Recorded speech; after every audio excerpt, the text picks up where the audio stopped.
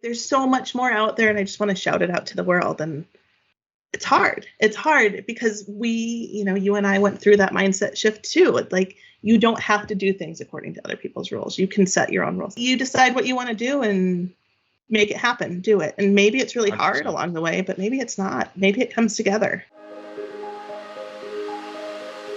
Welcome to Built to Scale, where we have real conversations with entrepreneurs just like you about what it takes to build a thriving business without sacrificing your personal life. My name is Craig Severinsen, and I help people make more money working with better clients while also working less. And now I'm sharing it all with you. Let's dive in. What's up, everybody, and welcome to episode 11. We are talking with Erin Pennings of CopySnacks, and I'm really excited for this episode. And this is why I asked her some questions that kind of make her pause and think.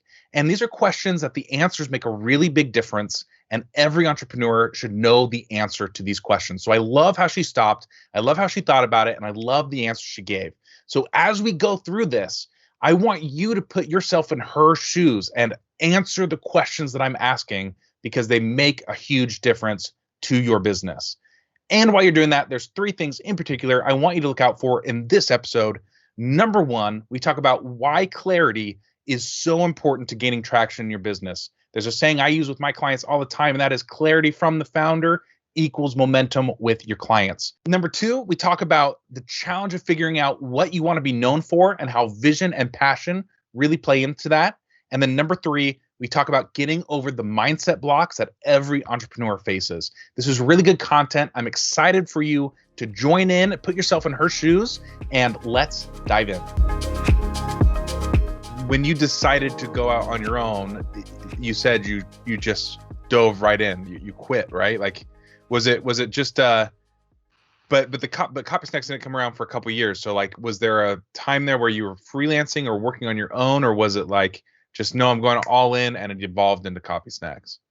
Everything that I did kind of came to me naturally this first couple of, not naturally, but I'd say I sort of fell into it based on things that I'd done before, people that I knew, and I worked as a marketing contractor for some other people. And ultimately, I always knew it wasn't where I wanted to be. I always knew that I didn't want to be working for other people, but I wasn't really sure how to. And I had some mindset blocks about like what was possible and what I could really do and what I could build on my own.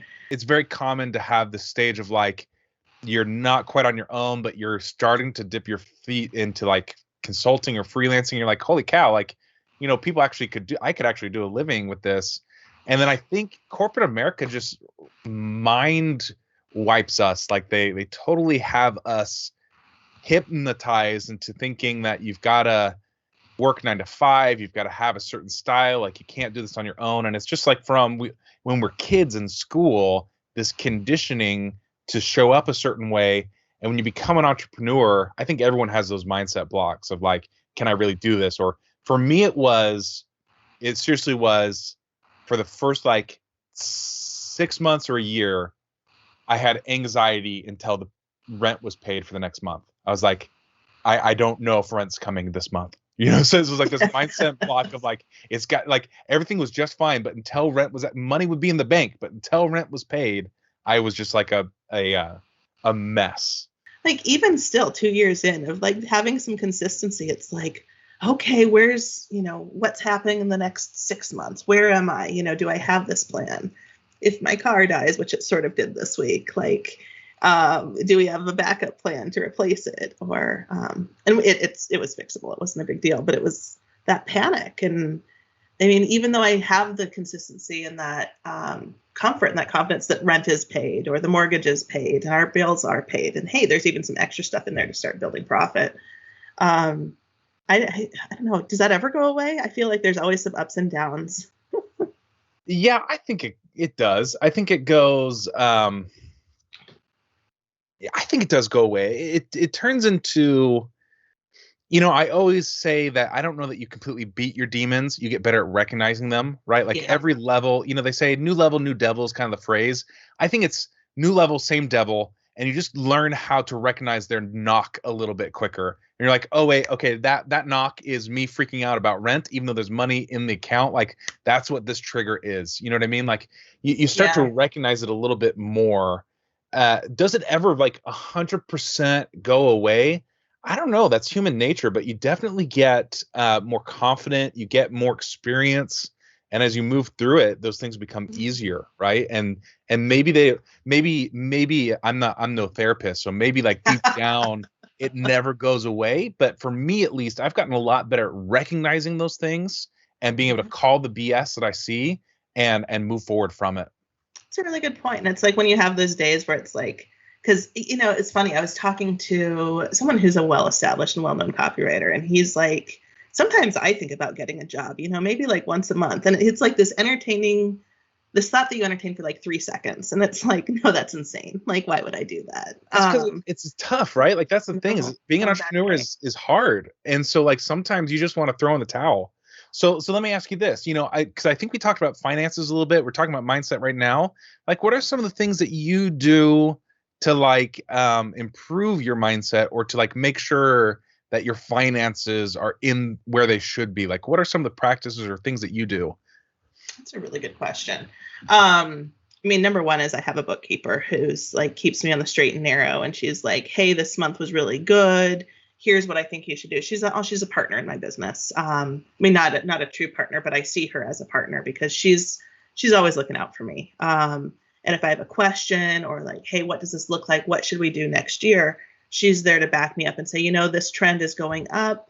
You know, maybe this expense is going up too, and keep an eye on that. And that just having her at my back, like having her input is really, it calms whatever the money anxiety is, right? So a side note, that is a lesson in retention right there. The way she has positioned herself with you and the relationship that you guys have, lesson for every B2B owner right there on how to position yourself to have great retention. Yeah, for sure. That's a really good point. Yeah. And, you know, the other side of it is that I've paid myself very, I don't want to say conservatively, but there's a set rate. And so that month that's low because finally it's May and everyone everywhere is finally able to go do stuff because they haven't been able to do stuff in a year and a half. They're like, oh, we're not hiring people right now. We're closing the office. We're done, or whatever it was. May was a low month for a lot of people, but it wasn't an issue because you had that money in the bank, and it was like, cool. So I have enough expenses to pay myself. So, I mean, I think that's the other side of it. That's how I've gotten around the anxiety, is I've just been conservative. And if I have a big month, cool, it all goes back in the, you know, thing. I pay my taxes and it builds. And then if there's a low month, it goes down a little bit. And that's not the end of the world, right? Because it's built to sustain. So in terms of, I'm switching gears a little bit here. In terms of CopySnacks, like what sets you apart from like competitors? Like what is your competitive edge that you're working towards?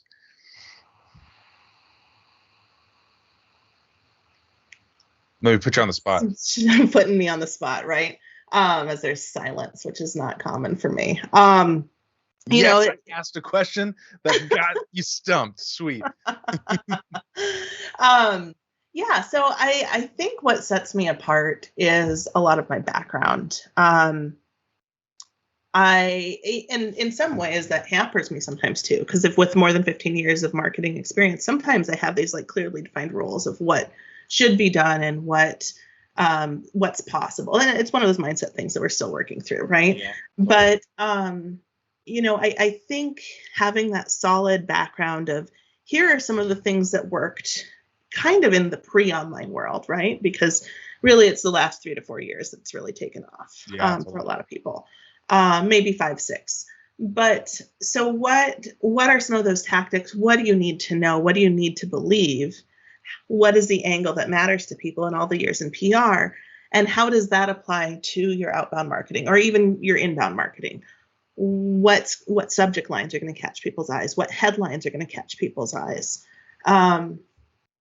But it's interesting, you know, I talk about the secret sauce a lot when I talk to people, and it's like, you can give your secret sauce isn't that secret. And I think Neil Patel wrote this like huge article on it. And it's really a great article because it's like anyone can look up the mechanics, But what makes it the secret sauce is your perspective and your brain and your approach. So at the risk of saying my competitive advantage is me, which sounds really egotistical, like I think it is. It's, my unique set of life experiences and personal experiences gives me an interesting perspective on whatever the brand is that I'm working towards. Yeah, totally. And I think you've got to, something I say all the time is you got to be aggressively you. Like you've got to let your personality shine through. So you said background in PR, right? And my background's in PR too. So what are some of can you think of any? I'm totally putting you on the spot here, but what are some of the coolest things that you ever did with PR or with marketing? What are some crazy or cool things that you've done? Well, an agency that I worked with, my husband's ex-military, technically still military, but we moved around a lot. So I had to reinvent myself every 3 years. And it's had the online business world been there, where would I be now? What would have that ever looked like? What would have been the possibility there? But, we worked with a sushi restaurant opening with this agency that I worked with back in Colorado Springs. And that was insanely fun. We got to go through the menu, we got to sample it. And then we got to, get the big to-dos there to really make an impact for them. And they had a great grand opening. I don't remember specifics. It's 10 years ago now. But we also got to do a lot of work with the USFC, which was really, really cool. And it was right as they were starting to kick off some of the Paralympics campaigns and the rebranding. And it was more marketing in general there, right? As opposed to PR. Most of the PR I have came from doing some book marketing. Incidentally, and so doing outbound pitches. And so it's just I don't know, what's really been cool is seeing the way the different pieces of knowledge have built on each other as building blocks. And it creates this insanely cool trajectory that, it's oh, this past experience here would do really cool for you here. I'm going back and answering your last question since I bombed it. But, it's it's all those little pieces that build together. And it's not just the cool things that we did in Colorado. It's not just the cool things that we've done online. It's not just the cool things in the travel marketing industry. It's kind of how all of it fits together. And it's fun because you get these cross industry perspectives, right? And you're oh, hey, this worked really well in the travel industry and it's something that only they do. But why couldn't you do it in the solar energy industry? There's some parallels in terms of how marketing actually works.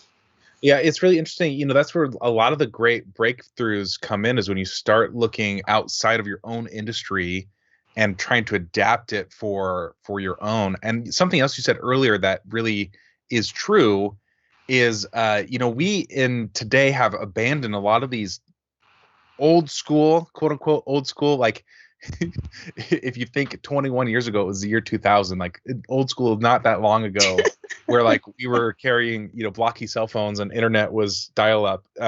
If you had a cell phone. Right? Yeah, for real. I think I got my first one 2001. Yeah. So those quote unquote old school marketing tactics are still super effective because people aren't using them, and different stands out so much. Doing something differently stands out so much. And so when you take that experience from one industry, apply it to another one, or maybe couple that with an old school tactic versus a new school tactic, that's where big innovation starts to really take place and traction gets built.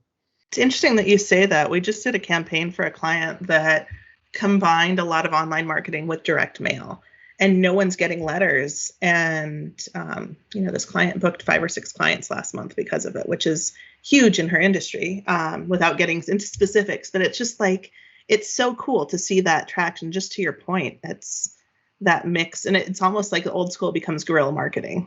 Yeah, for real. What sort of industry was that client in? She's in the financial and cannabis industries. Oh, cool. So, which is this really interesting positioning, right? But we've been able to get some really cool results for her. What would cannabis is really interesting. They are so aggressive. There's probably so much we can learn from the marijuana industry, because they are just so aggressive. I got a card. No one's getting mail, right? But I got a card in the mail the other day saying marijuana is legal. Here is a phone number or a link to get a prescription, and then here's how you buy from us. It's they sent me directions on how I can go and get marijuana if I want it. And I wasn't interested, but I'm just man, this is crazy how aggressive they are and how successful they're popping up everywhere.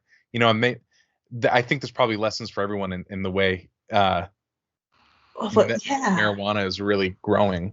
When we're in Wisconsin, so it's still illegal here. So, it's funny to go out of state, which I haven't done in way too long, except that we drove to Cincinnati over Labor Day, and driving through Chicago and seeing all of the billboards. It's like, oh yeah, that's right. But we lived in Colorado when it was first legal there. Oh yeah. And it was crazy. In this period of like 6 months, from my office window, I could see probably 4 dispensaries that had popped up.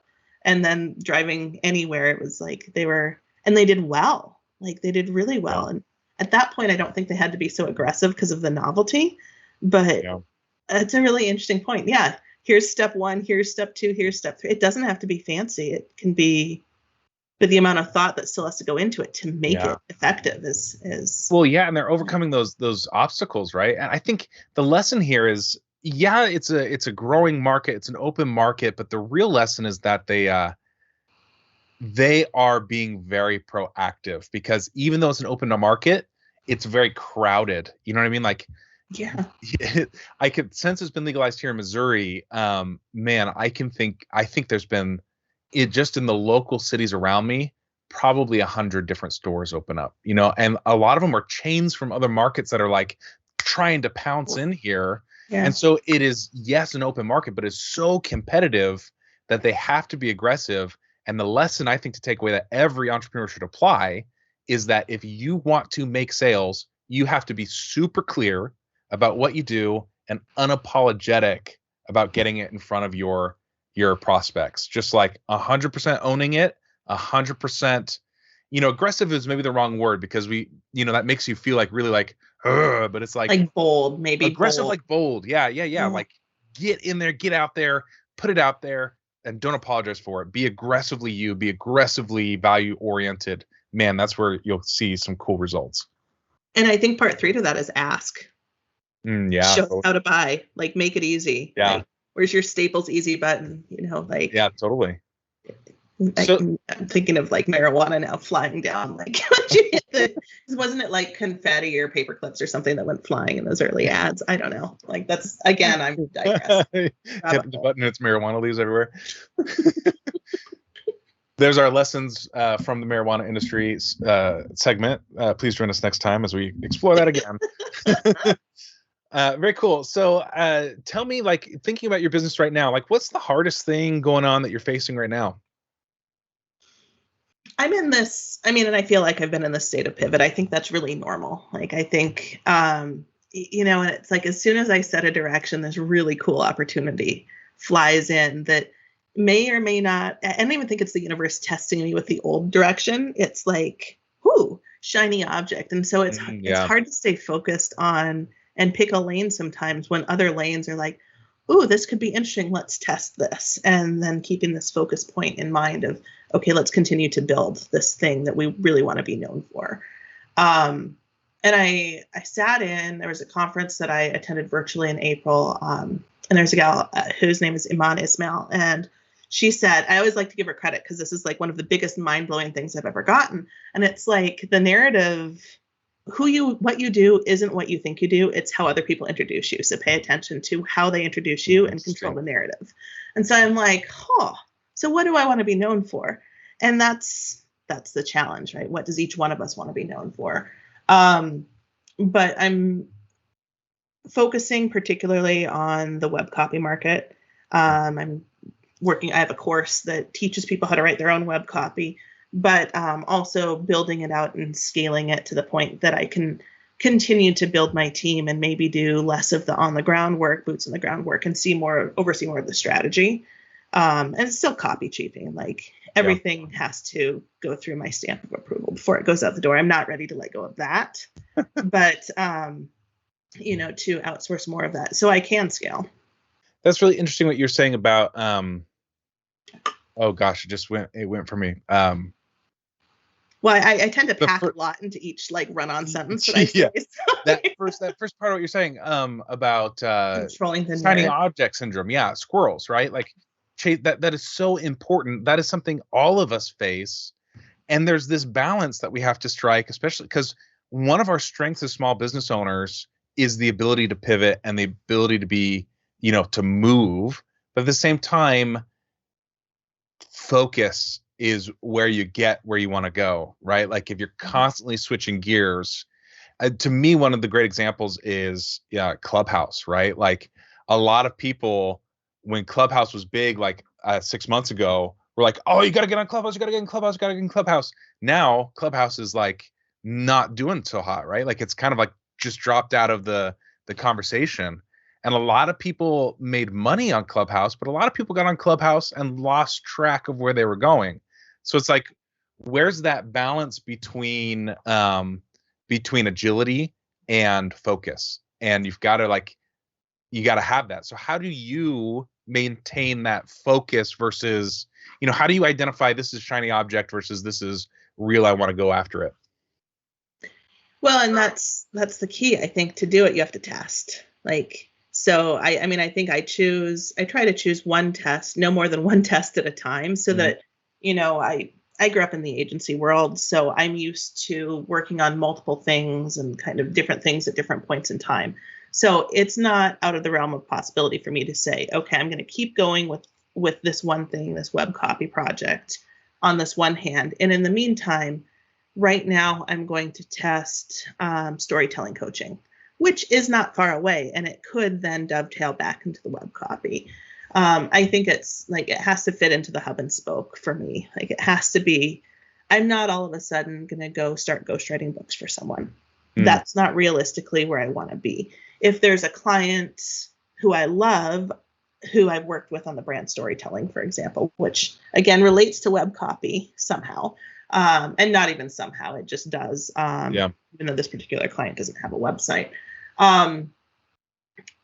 But for them, could I help them organize their stories into a book to hand off to someone else to write? Absolutely. But, I think the hardest part is finding where does the line, where does it stop? Where do you hand over your complete package and say, here is this thing. Here's who I recommend for implementing it, or even here's instructions for implementing it, but that's not what I do. So yeah, it's, I think, setting those boundaries of what's within the scope of things that I'm willing to test, and then just choosing one thing at a time and spacing it out. It's interesting. So, you mentioned the having, it's got to be like in your hub and spoke. And to me, maybe another analogy you could use is like, where's your anchor? That's like, you got some leeway around that anchor, but it's that thing that keeps you close by. What is it for you that is the hub or the anchor? Like what is the thing that is your guidepost? As I laugh, I really is web copy at this point in time. And could that shift eventually to be something else?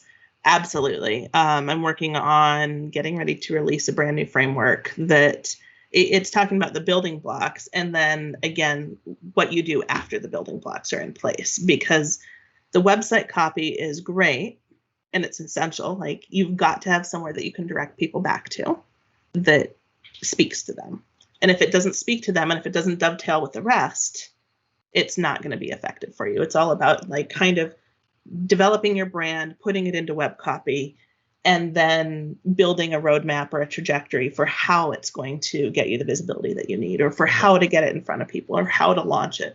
But who's your target market? Maybe it's messaging. If we're thinking about the anchor's messaging, and then the circle around it, or the sharks circling the waters. I don't know which let's like more. We've got like 6 analogies going here. Yeah, and I'm good at that too. So but I think maybe a better way to say it is it's not the web copy, it's the messaging overall. Yeah. And then it's how you use that and how you speak in the different aspects and put it out into the world. So who's your target market right now that you're going after? It's actually dual. For one very good reason. It's mostly B2B. I tend to work with people who work with other businesses. That's where I have the most experience. Mm-hmm. And that's, it's kind of fun to bring in some of the guerrilla, I call it guerrilla, but like not the old school guerrilla, the new guerrilla marketing tactics to some of these industries that have never had anything turn on its head. And so that's kind of a fun thing to do. So that's one side of it. The other side is people who are a lot like me, who want to get their messaging straight, but you're so darn close to it yourself, because when it's your business, everything matters. Everything is important. So how do you drill down to what's important to your ideal audience? Right. So how do you do that? At this point, it's with the web copy course that I created. It's launching again. It's going to be a quarterly launch. But it's for copywriters, coaches, and creatives. What methodology do you use to like drill in? Like, is there something that you do to drill into that, finding that sort of message for your ideal audience?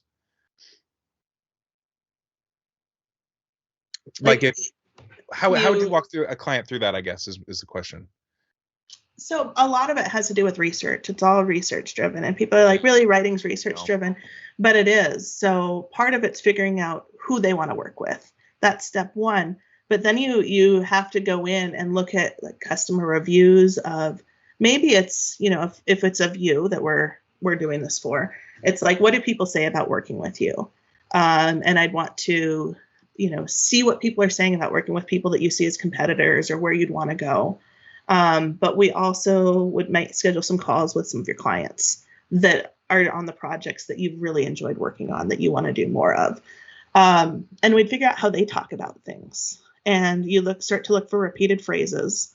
And so it's a mix of what's going to move the needle for your clients, what your client needs to believe, but also about what matters to you and what your core values are and what your unique personality is. So it's a blend, right, of, I don't want to say it's telling people what they want to hear, because that sounds really sleazy, and it's not sleazy. It's figuring out what matters to them, and then why that also matters to you, so you can be empathetic and show them that it matters to you. And here's some of the ways that I can show you that it's mattered. Here's how I've been able to help people just like you. I would call that entering the conversation that they're already having. It's not telling them what they want to hear. It's entering the conversation on a relevant level, right? And I love what you're saying, because it's exactly what I do with my clients. The first thing we do is actually make a list of all their clients and rank them, and then get on the phone with the top 20% and drill into like, what makes you stand out, what do they like about you, what are they saying about the community, what are the problems they're facing. And I use it not just for messaging, but for creating your offer, creating your package, so that you're actually offering something that people want. And it's like going through that process that you're describing, I can tell you it is business changing, because you're right, we are so close to our business. And like you said earlier, that quote of like how other people introduce you, I have found that doing this process and listening to what your clients say about you helps you create and understand what your vision is for the industry and for your business. And that clarity, because whether you know it or not, you've got a vision, right? And you're communicating it. And sometimes you don't realize it. And so when you talk to your clients and they're acting as a mirror, pointing that back to you, you suddenly start to say, oh my goodness, this is what I want. This is what I want to create.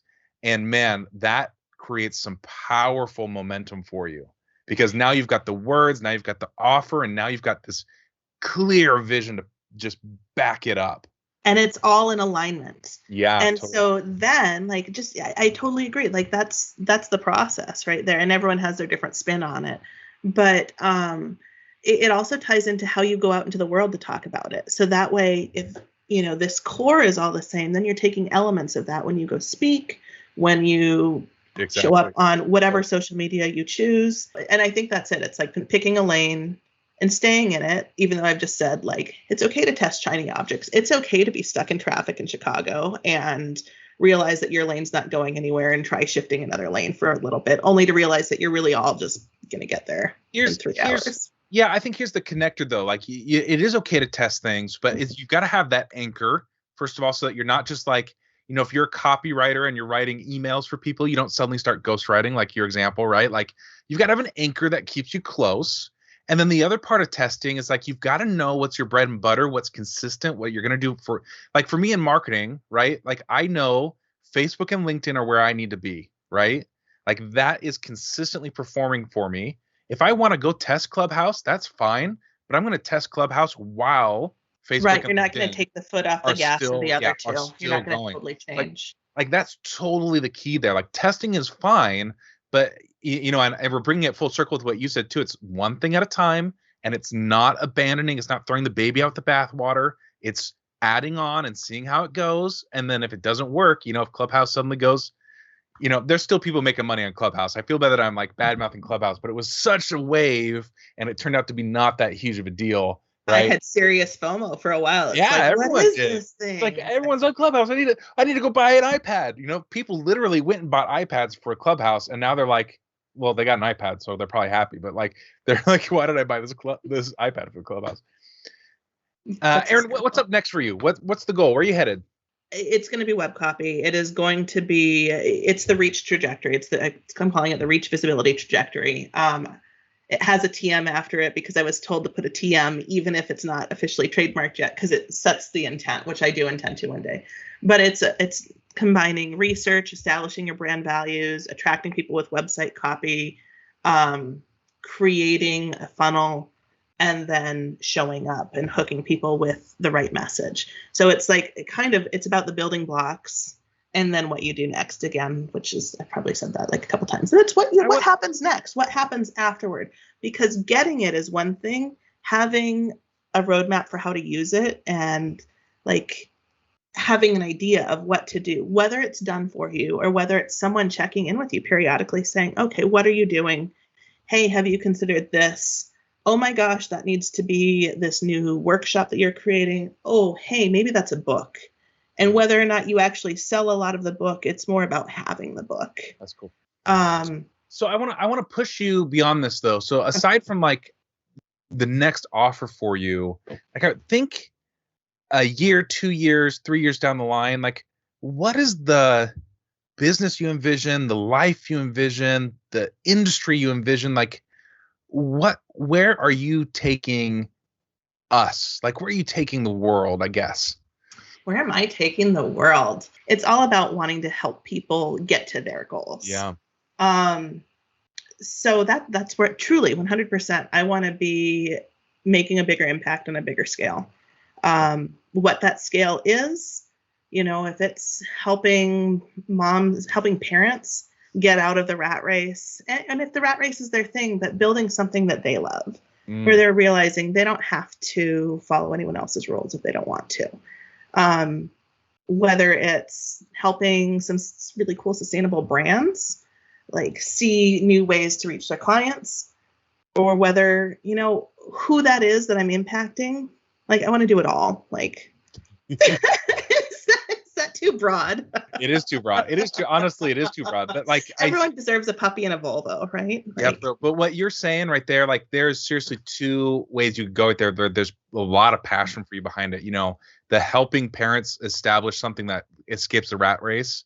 That one really resonates with me because that is like my mission in life. You know, my mission is like thriving business, full life, right? Like there's no compromise in either one. They're both possible. But you had a lot of passion behind that. You had a lot of passion behind, hey, let's help someone with sustainability. So like follow that and like let that be your driver. And it's like there's so much more out there, and I just want to shout it out to the world. And it's hard. It's hard because you and I went through that mindset shift too. It's like you don't have to do things according to other people's rules. You can set your own rules. If you can claim it, you can be it. You just have to make it happen. And I think that's, I don't know. The biggest thing that I ever learned was that I control what's possible. Yeah. And it sounds so woo. Like it sounds so woo, but it's so true. It's empowering. You decide what you want to do and make it happen. Do it. And maybe it's really 100%. Hard along the way, but maybe it's not. Maybe it comes together. You know, for me, that was one of my biggest drivers for going out on my own and for working as hard as I do is envisioning a world where I get to spend time doing the things I love. I get to spend more time with my family. I get to work from home. You know, I get to have hobbies, and envisioning a world where I get to provide jobs for people where they don't have vacation days because they're adults and they can take time off if they need to take it off. You know, envisioning a world where I pay people well for the contribution that they give, not based on how many hours they're sitting at a desk, right? Envisioning a world where you can make an impact on clients, where when you do work for them, there's an ROI, there's a result, there's a change, a positive change in the world. Those types of things are opportunities that only entrepreneurs have. And man, like when you capture that passion behind that, you'll see your business really pick up, because there's so much more energy in your marketing, right? There's a market for anything. If you want to be known for finding this new way to do things, you can be known for it. It's just finding the right audience. If people want to find out more about you, where do they go? Go to erinpennings.com. You can learn all about my latest offers. Pennings with an S, right? Erin Pennings. You can also go to copysnacks.com, and it points to erinpennings.com. And that's, you've got everything there. You've got my latest offers. You've got the course. You've got how to get in touch with me or hop on my mailing list. And absolutely, It's all about helping. Awesome. Well, thanks so much, Erin. We'll see you soon. Thank you. Take care. Thanks so much for listening. If this episode helped you, share with someone who needs to hear it as well. For more information on how you can work with me and great resources for your business, head over to builttoscalehq.com. Join us next time for Built to Scale. And until then, take some fast, focused, imperfect action. I believe in you. I got your back. We'll talk soon.